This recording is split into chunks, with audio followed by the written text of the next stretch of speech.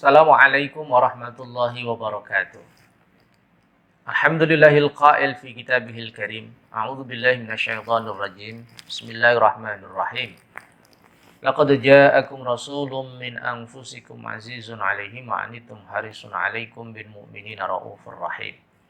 Wassalatu wassalamu ala habibina wa syafi'ina Muhammadin sallallahu alaihi wasallam wa ala alihi wa sahbihi ajma'in amma ba'du. Para pemirsa program Kultum Ekonomi Syariah Pusat Studi Fatwa Institut Pesantren Matul Falah yang berbahagia, tokoh utama ekonomi syariah tidak lain adalah baginda Nabi besar Muhammad sallallahu alaihi wasallam. Mencintai Allah harus kita buktikan dengan cinta kita kepada Rasulullah sallallahu alaihi wasallam.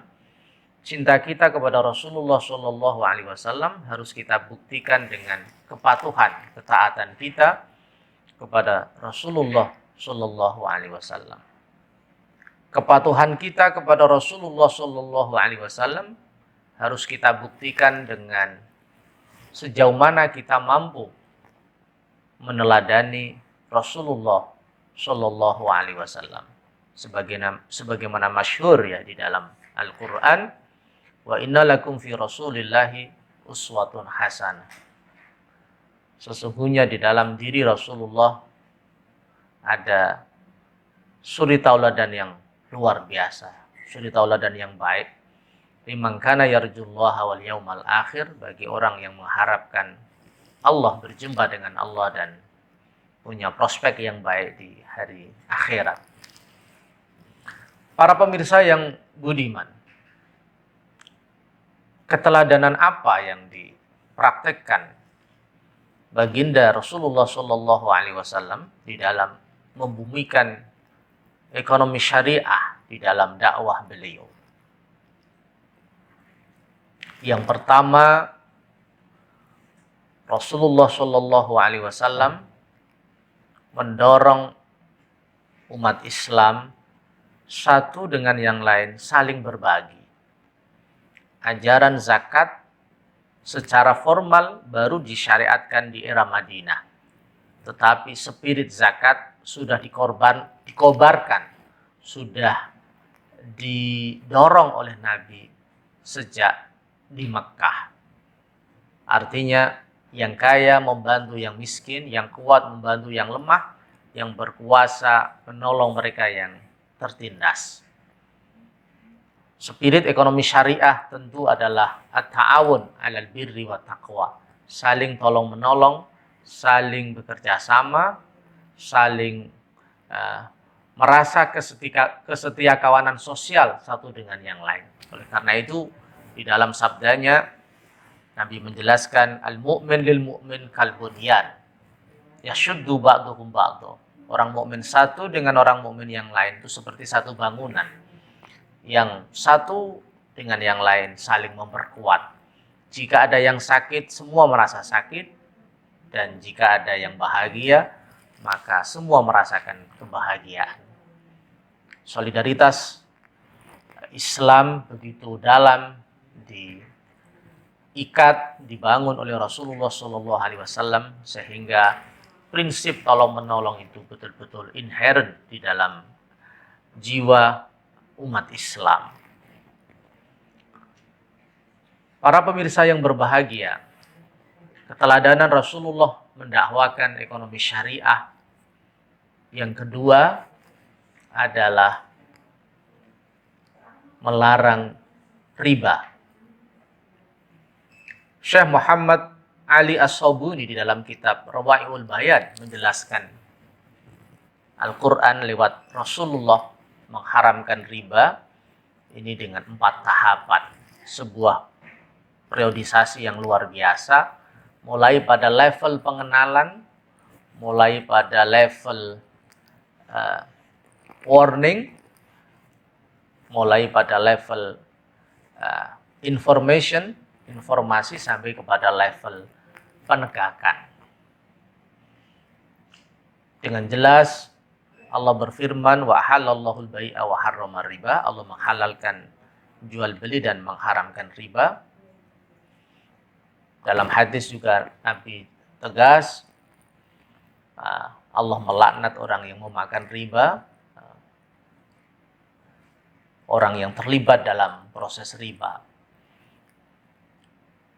Jadi pengharaman riba adalah salah satu bukti bahwa Rasulullah Shallallahu Alaihi Wasallam membangun pondasi ekonomi syariah secara bertahap, dan Rasulullah memberikan teladan yang baik.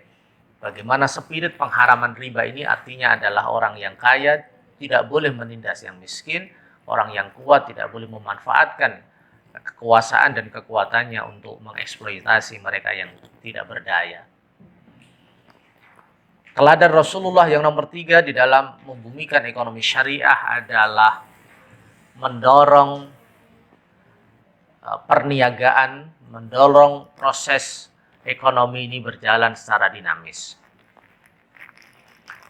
Guru kita, kiai kita, pemimpin kita, Kiai Haji Muhammad Ahmad Shalih Mahfud, di dalam salah satu tulisannya menjelaskan ketika Rasulullah berhijrah ke Madinah, ada 2 bangunan yang dibangun oleh Rasulullah. Yang pertama adalah masjid sebagai media untuk bertakarrub kepada Allah, media untuk berkumpulnya umat Islam, baik untuk beribadah, menjalankan sholat berjamaah, atau mendiskusikan persoalan-persoalan umat. Yang kedua, kata Kiai Sahal, bangunan yang dirintis oleh Rasulullah adalah as-suq atau pasar. Rasulullah sebagai praktisi ekonomi yang punya pengalaman yang tidak sedikit, menjadi seorang pedagang, membangun pasar karena kebutuhan material, kebutuhan jasmani, kebutuhan ekonomi itu termasuk kebutuhan yang utama. Rasulullah mendorong para sahabatnya untuk menghindari meminta-minta, menghindari bergantung kepada orang lain, tetapi Rasulullah mendorong seluruh sahabatnya, khususnya kaum muhajirin, untuk berdaya, untuk berusaha, untuk mandiri.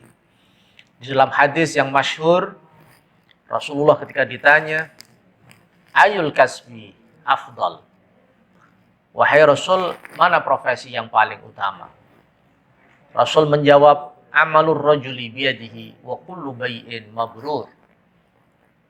Ayul kasbi atyab, ayul kasbi atyab, mana profesi yang paling baik, yang paling berkah, yang paling halal dan berkah. Ada 2 yang disampaikan Nabi. Yang pertama, amalur rajuli biyadihi, profesi seseorang yang menggantungkan, yang berpijak kepada kedua tangannya.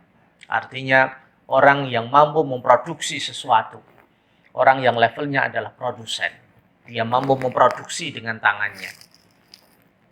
Yang kedua, wa kullu bai'in mabrur, yang kedua adalah pada aspek distribusi, setiap jual beli yang baik. La ghasya fihi wa la khada', tidak ada penipuan, tidak ada pengkhianatan. Jadi di dalam hadis ini jelas Rasulullah mendorong para sahabatnya untuk tidak berpangku tangan, tidak menjadi pengangguran, tetapi aktif untuk melakukan inovasi, memproduksi hal-hal yang bisa dijual. Yang kedua, menjual hal-hal yang bermanfaat dengan jalan yang baik, dengan jalan yang tidak menipu. Yang keempat, salah satu teladan Rasulullah Shallallahu Alaihi Wasallam di dalam mendakwahkan ekonomi syariah tidak lain adalah menerapkan hukum yang jelas, yaitu zakat, infak, dan sedekah. Artinya apa? Ketika ekonomi umat Islam berkembang dengan pesat, ketika sahabat Nabi tampil sebagai ekonom atau pengusaha-pengusaha yang kaya, ada Utsman bin Affan, ada Abu Bakar As-Siddiq, kemudian sahabat-sahabat lain yang terus aktif, akhirnya mereka harus mau untuk memberikan kewajiban berzakat kepada orang lain. Sehingga Allah memerintahkan langsung kepada Nabi, khudz min amwalihim shadaqatan tutahhiruhum wa tuzakkihim biha wa sholli alaihim inna sholataka sakanul lahum. Ambillah wahai Muhammad dari harta-harta orang-orang muslim zakat yang bisa menyucikan mereka, yang bisa membersihkan mereka, dan doakanlah mereka. Menurut Al-Imam Yusuf Al-Qaradawi, firman Allah khudh ini tidak hanya berlaku pada Nabi, tapi kepada semua pemimpin negeri ini. Sehingga menurut para ulama, amil zakat adalah lembaga orang yang dibentuk oleh negara untuk menghimpun dana zakat dan menyalurkan dana zakat kepada orang-orang yang diperbolehkan oleh Allah dan Rasulnya di dalam surat At-Taubah, innamas shadaqatu lil fuqara wal masakin wal 'amilina 'alaiha wal mu'allafati qulubuhum wa fir riqab wal gharimin wa fi sabilillahi wa ibnis sabil, yang kemudian dikenal dengan asnaf samaniyah atau golongan 8 yang berhak menerima zakat. Para pemirsa yang berbahagia, demikian sebagian contoh kecil dari keteladanan Nabi di dalam membumikan ekonomi syariah. Menjadi tanggung jawab kita umat Islam untuk mendakwakan ekonomi syariah sesuai dengan kemampuan kita, sesuai dengan kapasitas kita dari keluarga kita, lingkungan kita, masyarakat kita, dan dalam skup yang luas. Semoga kajian ini bermanfaat. Kurang lebihnya mohon maaf. Wallahul muwaffiq ila aqwamit thoriq. Assalamualaikum warahmatullahi wabarakatuh.